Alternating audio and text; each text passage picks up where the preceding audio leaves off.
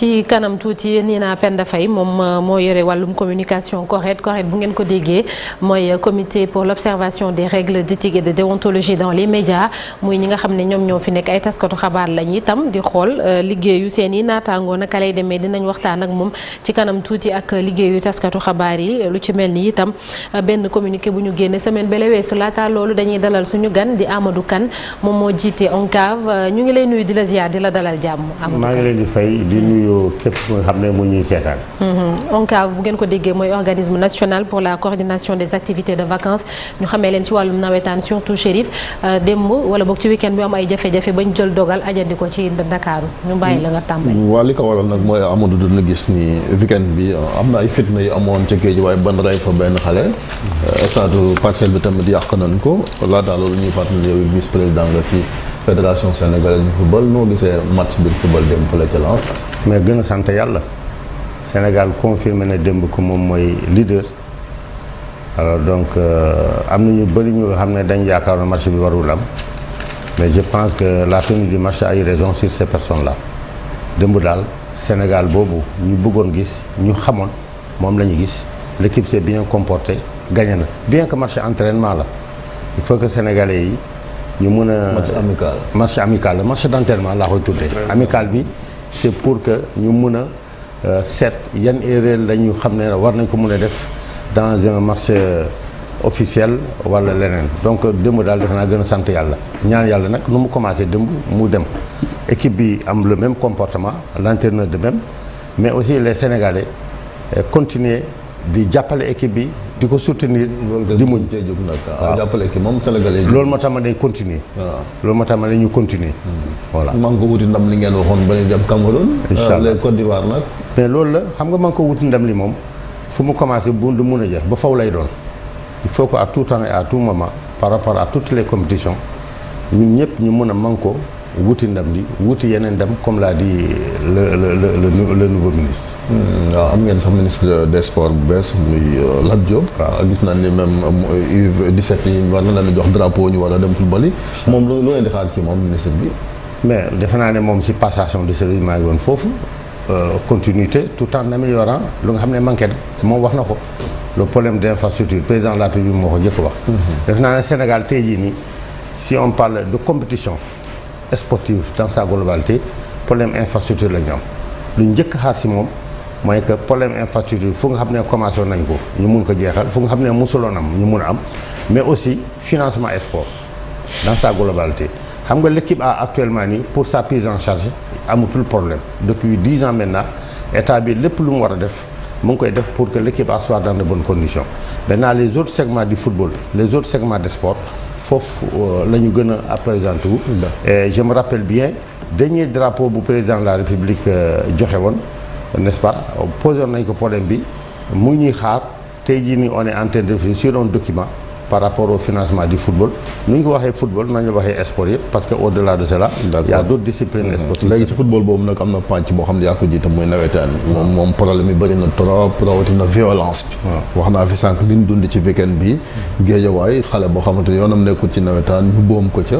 Parcelles Assainies moom stade bu moderne boo xamante ne ay at a ngi nii askan wa di jooy ngir am stade ñu tabaxal leen ko daanaka yàq nañ ko kon parce que waaw d'accord xam nga ñaawteef moom fu mu war a jógee ak nu mu war a mel rek ñun dañ koy ñaawlu moo tax ñu def ko suñu règlement loolu moo tax ñu def suñu règlement ay jumtukaay yi nga xam ne dafay xew violence sur toutes ses formes lu am Parcelles Assainies ak lu am Guédiawaye ak lu am feneen ak feneen yépp vraiment ñun dañ koy ñaawlu on combat la violence à travers nos textes ce qui s'est passé aux Parcelles Assainies dafa garaaw tellement que dañu détruire infrastructure sportive yi soo xoolee Dakar moom dafa tubaranke dans ce domaine là am na ay zones yu bëri zone 1 zone 2 zone 3 zone 4A zone 4B joué wuñu parce que amuñu stade su dee nag ñu am ñaar ñetti stade te mu am ay ñu koy yàq loolu ñun dañ koy ñaawlu maintenant nag lu am na on est en train de situer les responsabilités la zone qui a organisé va se réunir situer les responsabilités ñu daal leen te man image yu ma gis du ay supporters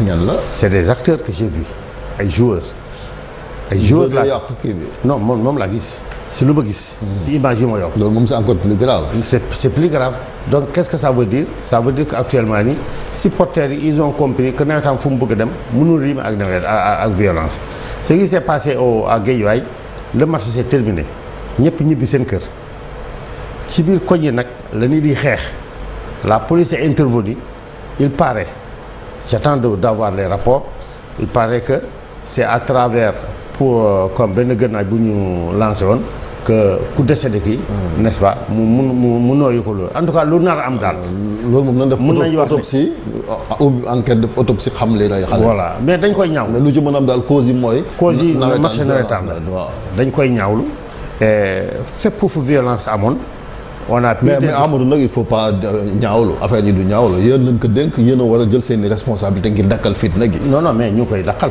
ñu ngi sensibiliser su leen doon jëli mesure kay lii du am. non attends ñu ngi koy dakkal ñu ngi sensibiliser ñu ngi sanctionner amul kenn amul aucune association amul aucune personne qui a été distinguée dans des faits de violence te sanctionné musul am. mais lu tax muy répété wu tout le temps Amadou Kane bu ñu gisee nii comme yéen a ngi def ay sanctions yi moo diisul wala lan la. lan moo tax ba chaque fois. sanction yi pour man du ñàkk je pense que violence c'est un problème c'est un phénomène de société actuellement bi fu marché nawetaan amul sax am na problème violence. donc aujourd'hui personne ne peut reprocher à l'ONCAV à ses démembrements que sanctionné nañu nit yi nga xam ne dem nañu ba ràññee ñoom ñoo indi fait de violence yi. léegi nag lu ñu mën a wax mooy nañu yokk lu ñu doon def yokk sensibilisation bi. gën a corser le règlement gën a sanctionner nit wala ASC nga xam ne distingue nañu te na ngeen. defal ko des fois du wax ndax itam ay doomi aadama yoo xamante ni dañ ci ñàkk seen bakken lu soxal stade yi xam nañ koppar yi nga xam ne dañ ko ciy def laata muy taxaw ndax waru leen mën a dakkal mbir mi en attendant pour def ab taxaw seetlu ci wàllu wi. mais def nañ ko actuellement nii le nawetaan est suspendu à Guédiawaye. non je veux dire il est suspendu à Dakar parce que violence bi. non loolu fuite de responsabilité la. xam nga loolu mooy lan. su ma waxee ne léegi pour que violence am dañuy arrêté wala dañuy supprimer nañ loolu mooy fuite de responsabilité loolu mooy manque de responsabilité maanaam dem nañu ba télé amuñu solution mais ñun télé wuñu de ñu ngi wut ay solution te soo xoolee actuellement nii s'il y a 10 faits de violence benn bi rek moo am ci biir stade bi yeneen yëpp dafay am au niveau des quartiers bien que d'accord naa ak Chérif le mobile c'est le marché de navétane donc tey jii nii su dee gis ngeen suñu règlement at bu ne dañ koy gën a renforcer gën a corser pour naan nit yi bu ñu def violence bu njëkk ba violence bi on sanctionnait seulement les matchs mais maintenant même si un match est programmé un mois avant su dee am na fait de violence les structures organisées ou bien l'ONCAV peut saisir mën na saisir de ces structures là donc actuellement nii daal ñun ñu yaakaar ne dañu war a yokk sensibilisation bi daan moom ñu nga xam ne ràññee nañ leen loolu moom képp ku suivre nawetaan xam na ne képp ku ñu ràññee ci fait de violence dañ lay sanctionner sanction bi nag 10 na wala 10ul bon mu ngi dépendre rek ci rapport yi lu muy indi. mais également les forces de l'ordre parce que itam des milliers et des milliers de personnes mënuñu nekk fenn foo xamante ni ña fay way takk der dañ leen di wàññi lu ni mel itam dina mën a tax bu xale yi di amal fitna duñ leen war a mën a téye. non xam nga man pour man les forces de sécurité ce sont nos partenaires te xam nga d'abord man lu ma gis muy football muy basket muy lamb le premier responsable de la sécurité dafa nekk organisateur bi donc force de sécurité bi dafa war a ñëw rek pour nous appuyer man ce dont je rêve mooy ñu organiser ay match fekk sax amul policier parce que soo demee à l'intérieur du pays nit ñi dañ jouer dans des terrains vagues fekk sax amul sécurité wala ñaari gendarme yi am match bi commencé léegi-léegi arbitre bi juum léegi-léegi am ku dul nan mais nit di jàll léegi nag dans les grandes villes loolu la ñu war a travailler il faudrait pas que ñu wax ne marché bi su amul 100 policiers su amul 200 policiers du amul déedéet la policier dafa war a ñëw pour appuyer lu ñu war a def sécurité doyul moom pour man il faudrait que ñu travailler mentalité sénégalais yi pour que quel que soit le nombre d'éléments de sécurité mu mun a organiser manifestation. Amadou Kane ci ASC parce que bu ñu waxee ASC mooy association sportive et culturelle waaye dafa mel ni sport bi kese moom la ñuy mettre en avant bàyyi culture bi xañ na lu mujj li bu ñu ko jëloon intégré ko ci xañ na yu bëri du am di mën a jàngal xale yi ni ñu war a comporter woo ni que sport xañ na fola ak yeneen ba ñu bañ a egsi ci yu ni mel. la plus grande manifestation nawetaan bu mujj at cette année. à Kaffrine les phases nationales. laaj leen votre répondant qui est là-bas. On a organisé des phases culturelles, on a organisé des forums, mais lan moo tax loolu duñ ko mettre en avant. mais on le met en avant. au même titre que les matchs. lu may wax ni je parle des phases nationales. mais au niveau des zones au niveau des ODCAV au niveau des organes ñu mais nag je reconnais quand même que la culture aujourd'hui c'est le parent pauvre du navétane pas le parent pauvre du navétane mais c'est le parent pauvre du Sénégal là. Malgré les efforts que le ministre de la culture le ministère est en train de faire man je reconnais qu'aujourd'hui am na ay manquements yi xam ne am na ñun nag on travaille pour faire de manière que la culture comme nu mu doon njëkkee bu njëkk ba n'est-ce pas mu mun a continuer nekk un outil. pour vraiment mais ñu bëri na dañoo gisatul sax njëriñal nawetaan pour biir vrai njëriñ ba jàpp na ni sax jëlee ko fi moo gën parce que la taxoon ñu indi ko fii ci Sénégal. amatul loolu moom détracteurs yi ñoo koy wax. xam nga amul lenn non man dama sama xalaat la Sénégal man dama jàpp. xam nga yow da nga wax ni ñu bëri waxoo sa da nga analyser. nga ne ñu bëri dama gis ay Sénégal dama jot ay message ñu bëri. ñu jàpp ni kat. nawetaan moom comme ay. xam nga actuellement waaw mais Chérif xam nga tey jii nee naa la on peut pas parler aujourd'hui de football sans parler de navétane. tey jii nii xaaral la ma wax la tous les joueurs je dis s'il y a 100 joueurs qui évoluent en N1 en N2 en L1 en L2 qui sont à l'extérieur qui font le bonheur du Sénégal soo xoolee s'ils sont 100 80 yi si navétane lañ jógee. mi ngi bëgg a wàññeeku de. non je dis su dee nee tey jii. man ma ngay bëgg a woon ni la man la woon mi ngi bëgg a woon ni. ba léegi moom yaa ngi dem ci académie yooyu di formé wu. ba léegi ñooñu académie yi ñu si gën a bari laa wax s'ils sont 100 80 yi si navétane lañ jógee dem. académie yi laa wax de. waxuma nag yeneen équipe yi xamul ay académie soo demee après mun nga def enquête nga dem vérifier ko donc aujourd'hui di domaine de vue détection kenn mënu ko tere leneen aspect bi encore c'est par rapport à la paix sociale on peut imaginer que at bu am fekk toute l'année partout dans le Sénégal nawetaan du am après lan lañ def ban activité la xëy dem ñu dem géej. ñu dem liggéey. fan lañ liggéey non liggéey moom ñu liggéey à tout temps. donc aujourd'hui man lu ma d'accord parce que la taxoon mooy vacances nañ ko doon organiser bon sax gis nga kii bi mais maîtrise calendrier bi sax amatul ñu ngi nii par exemple octobre gone yi war a jàngi. ñuy wax am na ñoo xam sax match de poule ba léegi sax mënut. maîtrise du calendrier moom est lié au problème des infrastructures rek. waaw si on a assez de stades su dee am nañ assez de stades waaw boo xam fan la ñu joué Iba Mar Diop la ñu def. foofu la ñu joué cadet foofu la ñu joué senior.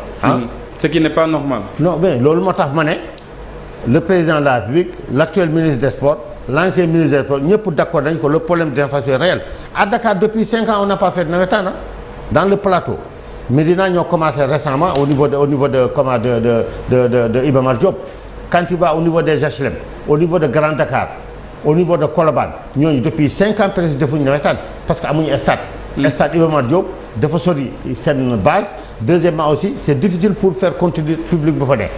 donc aujourd'hui le calendrier il est maîtrisable parce que loolu Dakar ngay wax mais demal à l'intérieur du pays nga xool gars yi jeexal nañ wala benn final moo leen des ñuy xaar maintenant à Dakar dans les grandes villes que ça soit dans la région de Dakar à Thiès à Kaolack à Louga dans les grandes villes boobu ils ont un problème d'infrastructure et c'est 5 quand tu vas à Dakar il y a 13 zones. mais ñooñu seen infrastructure yi demeewul noonu.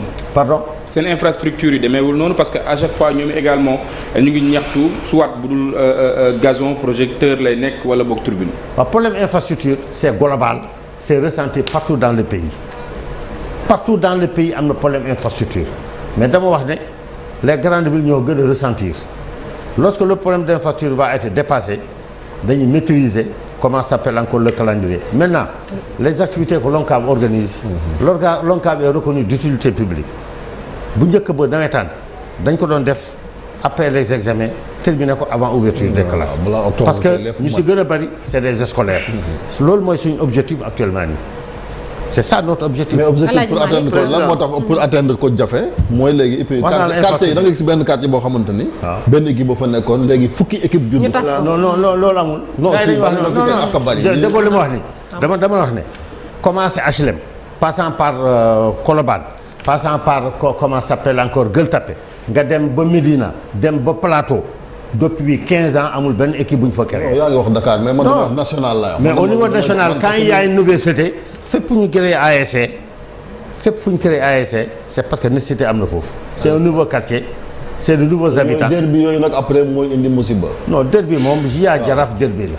mais président sama ASC ñaar la léegi ah. pardon ASC Potas. pardon Yaraax. mooy l'ASC de Amdi Faye et de Mohamed Adama Sarr mooy ASC Waldaan. loolu depuis 10 ans. lu ngay wax ni ëpp na 15 ans sax. voilà c'est-à-dire à Yaraax depuis 15 ans amul ASC bu ñu fa créé.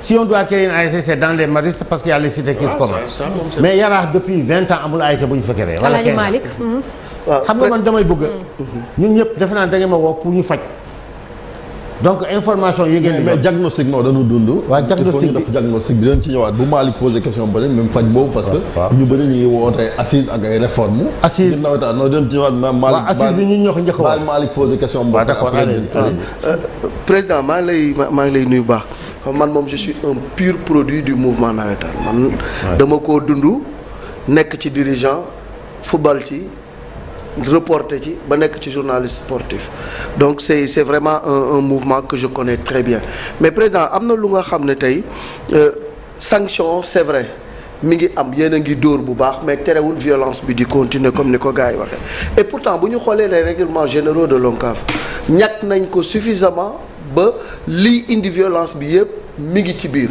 mais dafa mel ni que au niveau de l'application des règles des textes il y a problème parce que tey li gars yi di wax ni c'est une réalité il y a une floraison d'ASC qui poussent comme des champignons un peu partout ban sama dëkk rek laay jël ngaay mexe ngaay déjà suspendre nañu nawetaan yi ngaay ñun bañ fay nekk benn zone moom moo fa amoon les compétitions se déroulaient normalement léegi ay zones yu bëri ñoo fa am ASC yi ça pousse comme des champignons alors que dans les règlements généraux de l'ONCAV il est clairement stipulé que ASC bu nga xam ne dafa jóge ci scission waruñu ko reconnaître parce que dafay indi problème mbirum xon day indi problème te dañu koy tere dans les stades et aux abords immédiats du stade loolu yëpp dafay indi ay jafe-jafe mais dans l'application des textes il y a problème il y a trop de complaisance dans ci ni ñuy reconnaître ASC président war nañ ci gën a am rigueur appliquer les textes dans toute leur rigueur pour que lu mel ni bañ a amati.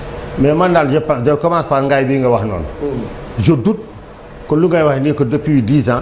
am na reconnaissance à Ngaye su amee tamit c'est une nouvelle cité qui a été créée non mais foofu dëkk man aussi je suis le président de l'ONCAV aussi man il y a 3 jours 5 jours seulement j'ai traité des dossiers de Ngaye si site donc su dee am na waxuma amul de su dee am na c'est pas des quartiers qui existaient c'est pas des quartiers existaient mais c'est une nouvelle cité mooy benn ñaareel bi scission moom nous on l'interdit il est arrivé qu'on reconnaisse une ASC su dee am na réclamation fekk scission la automatiquement dañuy annuler loolu moo tax d'abord mu am reconnaissance provisoire deuxièmement l'application des textes c'est obligatoire pour nous sinon on n'allait pas les créer léegi nag par rapport au xam nga texte bi dafay wax ne lii c'est interdit mais soo ko defee daf lay daan am na ñu xam ne xam nañ interdit la c'est comme sàcc c'est interdit mais malgré tout il y a des gens qui volent mais suñu leen jàppee c'est sûr et certain dañ leen di kii donc aujourd'hui si sama gis-gis moi je pense que on est en train de continuer à travailler pour que mu jeex kenn waxul na jeex na mais quand tu regardes dans le rétroviseur temps yooyu ngeen di wax noonu on peut se rendre compte que xoo yooyu pratique occulte wàññeeku na complètement même su jeexul wàññeeku na jeex complètement donc on va continuer à sensibiliser on va continuer à sanctionner on va continuer à gën a corser suñu règlement pour que képp ku ñu mën a distinguer dans des faits de violence parce que faits de violence yu mujj yi ñu ngay wax noonu c'est pas des pratiques occultes moo tax ce qui s'est passé au Parcelles Assainies c'est pas lié aux pratiques occultes arbitre bi la wala non je dis ce qui s'est passé au Parcelles Assainies en tout cas. des fois c'est des décisions arbitrales. voilà voilà soo xoolee Thiès bii ngay wax ni Thiès bii ngay wax ni daaw y a eu au moins 5 ASC qui ont été sanctionnés pour des faits de pratiques occultes à Thiès. donc aujourd'hui si sama gis-gis y a toujours des faits de violence nous les reconnaissons on continue de travailler pour que violence bi mu mën a c'est de notre intérêt. et aujourd'hui xam nga lorsqu'il y a eu des faits de violence nous avons arrêté. On a arrêté à Guédiawaye, on a arrêté à Dakar, on a arrêté partout pour effectivement montrer à nos militants, à nos responsables et à la population lu am li ñun d'accord ici. Et Inch'Allah demain à midi, l'ORCAV de Dakar rencontre le gouverneur. On va aller là-bas avec des rapports, le gouverneur de la région de Dakar. On va aller là-bas avec des rapports. ñu wax leen lan mooy suñu xalaat par rapport à ceux qui continuent d'être. Et ensemble. avec assises yi am nañu ne. assises yi moom foog mu am président. assises il y a 2 ans de cela. assises il y a 2 ans de cela nous avons fait un document qu'on a envoyé à la République lorsque le président de la République au cours d'un conseil des ministres a dit que nañu def diagnostic. wax na ko on a fait dans les 14 régions le diagnostic a été fait les ORCAV ak le gouverneur et ses partenaires. aujourd'hui xam nga lan moo des les assises dem nañu ba avancer une date avec la primature. c'est quand? Avec la primature on a proposer une date le 26 de ce mois pour que mu am assise et dans les assises c'est de voir la planification de voir le calendrier de voir aujourd'hui la création des ASC de voir même suñu reconnaissance juridique bi est-ce que aujourd'hui le fait qu'on est reconnu d'utilité publique est-ce que on est en train de le jouer est-ce que tey jii di c'est que les Sénégalais attendaient di nawetaan est-ce que réellement on bu defoon référendum moom pour ou contre nawetaan xam naa boo sax gën a ca face mais dama ne bu référendum amoon suñu defoon référendum nee naa la yow mi sa bopp tu vas voter pour Chérif Ibou avant dernière question et puis on termine avec toi. man très rapidement aspect visibilité bi laa lay interpeller parce que certainement yaa ngi rappelé wu suñu émission ba nawet foot ak Dahaba c'était en 2009 RTS donc boobaak léegi gis nañu ay initiatives comme di fi yenn chaînes yi doon def di def yenn match yi direct mais léegi aspect bi ma interpellé mooy les sites internet gis nañ ne léegi ñu bëri dematuñu stade parce que chaîne YouTube da ngay toog sa kër chaîne YouTube yi ngay seetaan est-ce que loolu am ngeen ci maîtrise droit de regard wala yéen ngi xool nan ngeen mën a def tey pour valoriser ko parce que kuy wax football aussi wax économie bu ci mën a bàyyee xam nga du point de vue économique ce que le nawetaan créé sànq dama commencé wax rek détection bi mais du point de vue économique ce que le nawetaan créé kenn mënu ko xayma il y a quelqu'un qui est en train de faire une étude après sur cela pour xool quand on organise un match à Iba Mar Diop ou bien à Nangam lan lay joxe maintenant Sidi xam nga j'avais dit à un journaliste qui écrit dans un journal sport ma ne ko ñun suñu neexoon ONCAV on va vous empêcher de publier les résultats de nos matchs et nos calendriers. Comment ça?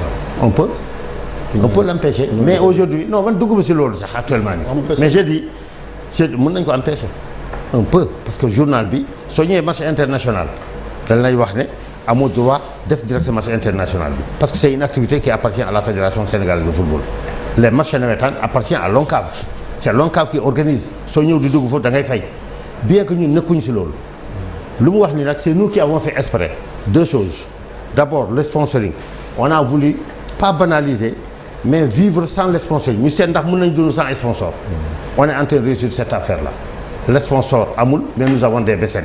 Deuxièmement, l'arrivée de la presse dans ce qu'elle est en train de faire, on a voulu aussi libéraliser cela. Chaque ASC tey jii nii presque am na outil yu koy permettre de def match en direct wala les autres sites. Nous ça ne nous gêne pas. Ça ne nous gêne pas que ça soit fait. Pourvu rek que lu ngay génnee ci site bi mu nekk quelque chose qui est conforme à la loi, conforme au règlement, lu nga xam ne du yàqal kenn.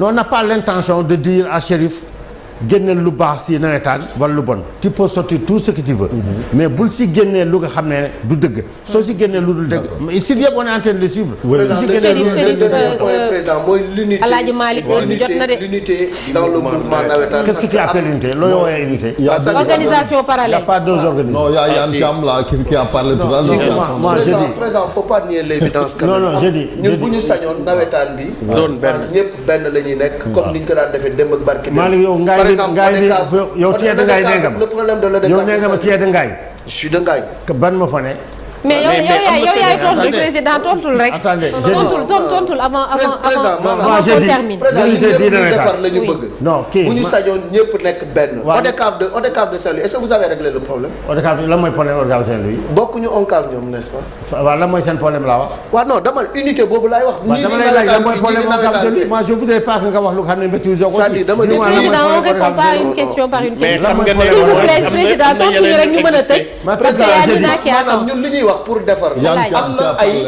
scission dans le mouvement nawetaan même si boo jàppee ni loolu amul ñun gis nañu ni am na ñuy def ay nawetaan parallèle man moom Malick sañoon ñëpp nekk benn yow boo sañoon ñëpp nekk benn Alaaji Malick ñu bàyyi ko mu tontu soo leen ma invité nga bëgg wax comment ça va poser des problèmes allez-y ñu bàyyi la nga tontu en une minute oui xam lan laa wax jàmm moo gën loo gis ci àdduna absolument ñun loolu rek ñaar mun moom moo ëpp fukk moo ëpp fëf bu nga xam ne benn wala ñaar y a pas de scission dans le nawetaan. mais y a deux entités. non y a pas de deux entités. pour man ONCAV moo am. ONCAV attendez pour man xam nga actuellement nii pour man ONCAV moo am. c'est l'ONCAV qui est retenu qui est reconnu par l'État du Sénégal. waaw ça c'est les textes mais dans la réalité il y a d'autres il faut me laisser terminer. je dis yow fu nga dëkk ONCAV rek moo fa am yow fu nga dëkk à Dakar fii nii ONCAV rek moo fi am. feneen ak feneen tamit maintenant quand Chérif vient dans une assemblée générale il a été battu wala il a été suspendu mu génn mu ne kon ko man nangu leen ba bëgg ba def naa leneen man loolu ça ne peut pas regarder l'ONCAV. C'est l'ONCAV aujourd'hui qui est maître du jeu. C'est l'ONCAV qui décide. Oui. C'est lui maintenant qui était sorti de les crises qui ont eu lieu. benn bi c'est avec le 1er juillet et le 15 juillet c'est au cours d'une assemblée générale nationale. benn bi c'est avec l'ONCAV et l'ONCAV c'est au cours d'une assemblée générale. Maintenant un problème qui est circonscrit à Ngaye ou bien à Mbeuleké on peut pas aujourd'hui dire que képp ku mer rek. dañ koy topp. Chérif, il faut qu'on termine. Non, il faut qu'on termine, Chérif. Alaaji Malick, s'il vous plaît. On va terminer. Dernière question mooy pour Parcelles kan mooy payer la note parce que stade bee ñu yàq. c'est l'argent du contribuable. mbirum alternance bi tamit grand il faut ñu waxaat ko ci boppu ONCAV. la mooy alternance. maanaam yow mi l'ONCAV c'est une association comme ni ñu bëgg a yàgg kay. man yàggu ma gis nañ Macky Sall def na ñaari mandat ne man yàggu ma de. Depuis kañ. moi. man yàggu ma. depuis kañ nga fi. man depuis 2009 je suis là. depuis 2009 maanaam 14 ans. mais l'ONCAV aujourd'hui le structure la plus démocratique dans ce pays. c'est l'ONCAV. yéen a ngi am assemblée générale chaque 4 ans on renouvelle. il y a pas une structure qui est plus démocratique que ñun. chaque 4 ans ñun dañuy renouveler. le renouvellement Amadou Kane pour qu'il soit président de l'ONCAV il quitte son ASC il va à sa zone il va à l'ODCAV il va à l'ORCAV. kon yaa ngi ci sa 4e mandat nii. je serai dans 6e mandat lorsque les gens auront confiance en moi. tant que les Sénégalais yi am nañ confiance en man. te ma am jàmm ak salaam. stade bi nag lu ko wax noonu. loolu ñun d'habitude. à chaque fois qu'il y a eu des casses. l'ONCAV a contribué aux réparations. bii tamit on attend. que ñu xayma loolu et que l'ONCAV ses démembrements ak l'ORCAV de Dakar la zone 8B. ñëpp dinañ daje ñu seet nan lañ ko mën a réparer encore une fois. l'ONCAV ne ménagera aucun effort pour que effectivement violence mën a génn ci biir lu ñu def. parce que fu ñu waroon dem fu ñu bëgg a dem ça ne rime pas avec la violence. merci beaucoup Amadou Kane président ONCAV merci. na mat nag. merci beaucoup président Amadou Kane jërëjëf jiite ONCAV ñu jàll ci jàngat bi tout de suite.